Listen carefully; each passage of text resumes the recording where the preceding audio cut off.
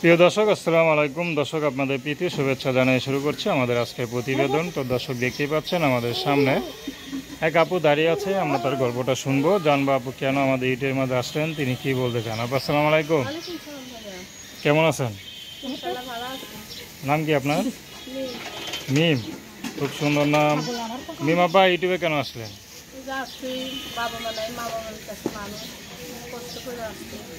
আচ্ছা, মা মামির কাছে মানুষ হয়েছেন। বিয়ে শাদী হয়েছে? না, বিয়ে-শাদী হয়নি। বিয়ে শাদী হয় নাই। পরিবারে মা মামি ছাড়া আর কে আছে? আর কেউ নাই ভাইয়া। বাবা মা?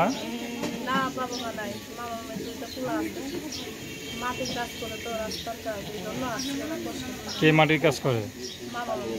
মা মামি। আর আপনি কি করেন? আমি বাসা বাড়িতে কাজ করি। আচ্ছা, মানে সবাই কাজ করেন আর কি মোটামুটি, কারণ একজনের ইনকামে হয় না নাকি? না, আচ্ছা আচ্ছা, তো আপনি যে ইনকাম করেন মামা মামির খরচ দেন? হ্যাঁ, মা-বাবা খরচ দেয়। এখন অনেক কষ্ট করে আসছি, প্রতিবেদন কখনো কাজ নেই।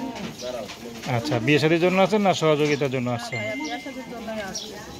কোনো পছন্দ আছে? পছন্দ বলতে বুড়া হোক জোয়ান হোক, সমস্যা নেই। সে যদি আমার গরিব মানুষ যৌতুক না নেয়, বিয়ে শাদী করে, আমার কোনো সমস্যা নেই।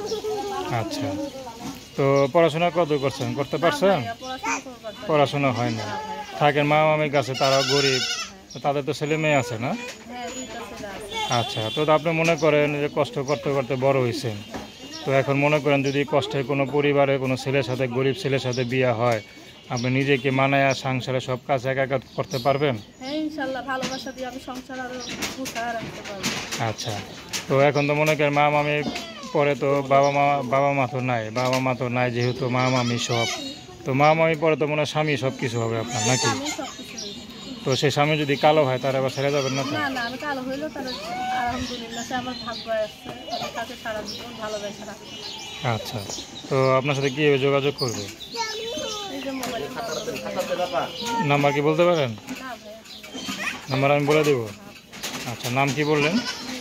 তো দর্শক, আপনারা মিমাপুর কথা শুনলেন, তার নাম্বারটা হচ্ছে 01756953884। আমি নাম্বারটা আবারও বলছি, 01756953884।